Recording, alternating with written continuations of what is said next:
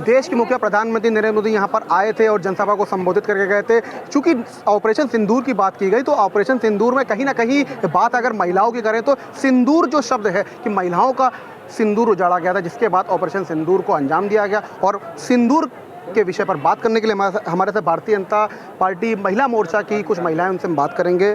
Madam, जिस तरह से प्रधानमंत्री मोदी जी यहाँ पर आए थे और जनसभा को संबोधित किया, ऑपरेशन सिंदूर की बात की है जी।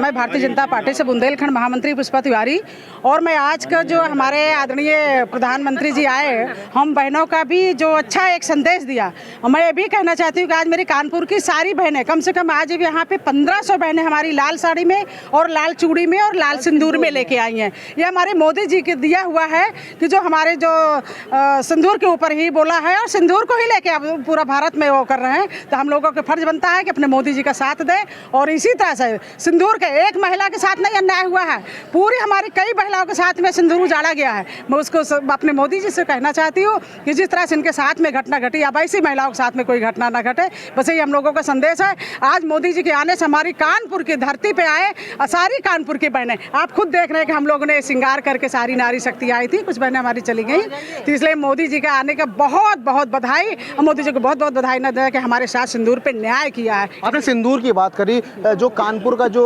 शुभम द्विवेदी था, करीब 57 देश घूम चुका था, लेकिन अपने ही देश में उसको गोली मार दी गई।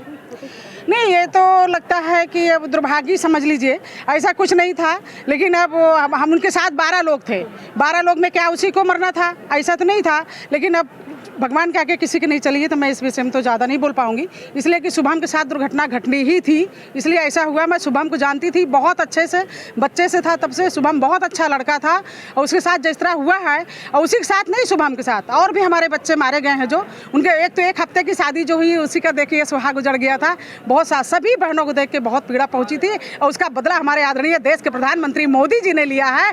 लेके सबको तसल्ली हुई कि हमारे मोदी जी सामने पाकिस्तान को हराने का कार्य किया है। शुभम की जो पत्नी है ऐशान्या, उसने शुभम को मतलब एक दर्जा देने की बात कर दी कि शहीद दर्जा दिया जाए। नहीं, बिल्कुल दिया जाए, बिल्कुल दिया जाए, क्योंकि जो जिन आतंकवादियों ने उनको मारा है, उसको शुभम द्विवेदी एक मुद्दा नहीं था, मुद्दा था नरेंद्र मोदी। उन्होंने कहा, उन्होंने गोली मारी और गोली मारने के बाद कहा जाओ अपने पीएम को बता दो, पीएम जी को बता दें। तो इसका मतलब एक तरीके से उन्होंने बिल्कुल ये किया कि एक किन शब्दों में कहा कि चैलेंज जिसको उन्होंने कहा था, तो हमारे मोदी जी ने उस चैलेंज को भरपूर उनको जवाब दिया है। मैं अपने मोदी जी को मंच के माध्यम से बहुत बहुत धन्यवाद देते हैं। और आज हम लोग ये श्रृंगार जो करके आए हैं, माननीय प्रधानमंत्री नरेंद्र मोदी से ये कहने आए हैं कि मोदी जी भैया, मोदी जी गुरु, मोदी जी प्रधानमंत्री जी, आपसे निवेदन है, हम सब बहनों के सिंदूर की रक्षा आप इसी तरीके हर समय करते रहिएगा।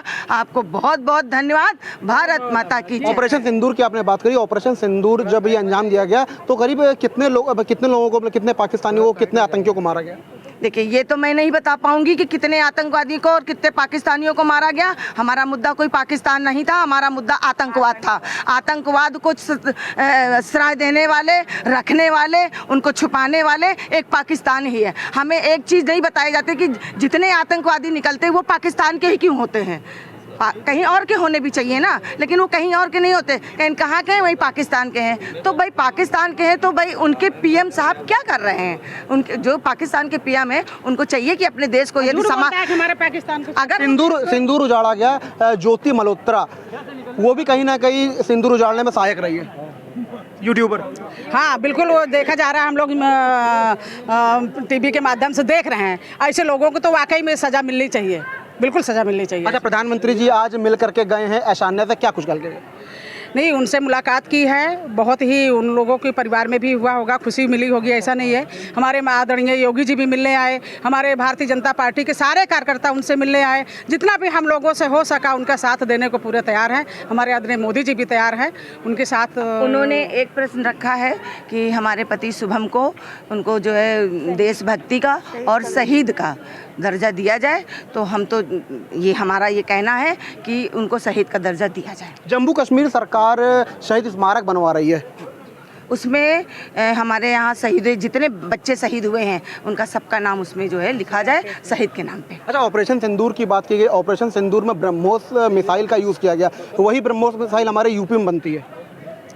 हाँ देखिए उसमें देखिए मिसाइल यूपी में बनती नहीं। प्रधानमंत्री जी ने यहाँ संबोधन में अभी उन्होंने ये जब मुद्दा हुआ है, जब हमारे शुभम भाई साहब को गोली मारी गई है, जब आतंकवाद ने इस तरीके की आतंकवादी दिखाई है, तो एक ये हम लोगों ने, हमारे माननीय पीएम मोदी जी ने ये बनाया है, क्योंकि हम एक ये था कि क्या उनको नाम दिया जाए, तो नाम ये दिया गया ऑपरेशन सिंदूर।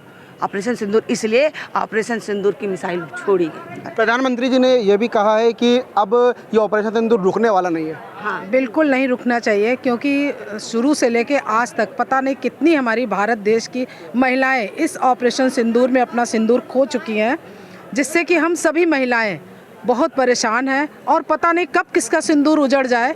इसलिए प्रधानमंत्री जी ने जो भी कहा है वो बहुत ही अच्छे शब्द बोले हैं कि अब ये रुकना नहीं चाहिए मिशन। ऑपरेशन सिंदूर को लेकर के प्रधानमंत्री जी ने कहा है रुकना नहीं चाहिए। हाँ, बिल्कुल रुकना नहीं चाहिए। मैं एक आप सबके माध्यम से बताना चाहती हूँ कि जो प्रधानमंत्री ने बोला है वो बस सच में बोला है, अभी स्थगित किया गया है, ये रुका नहीं। वो इसलिए कि वो लोग बैठने वाले नहीं हैं इस तरीके से, क्योंकि हम लोग जानते हैं कि वो कुछ ना कुछ करेंगे, क्योंकि इतने सालों से हम मुंह तोड़ जवाब दिया जाए। हाँ, हमेशा वो बोलते हैं, माफ़ी मांगते हैं, हमेशा बोलते हैं हम ऐसा कुछ नहीं करेंगे, लेकिन हर 4 दिन बाद एक घटना ऐसी घट जाती है जिससे कि हम लोगों को बहुत अफसोस होता है। हमारे बच्चे, हमारा परिवार डर डर के जम्मू कश्मीर, अमरनाथ वगैरह जाने में एक डर सा लगता है कि कब आतंकवाद किस गली से निकला है। प्रधानमंत्री जी ने जब रूस यूक्रेन का युद्ध हो रहा था उसको रुकवा दिया था, लेकिन भारत और पाकिस्तान के बीच जैसे ही जंग छिड़ी तो डोनाल्ड ट्रंप ने वहाँ से कुछ ऐसा बोल दिया कि युद्ध रोकना पड़ा।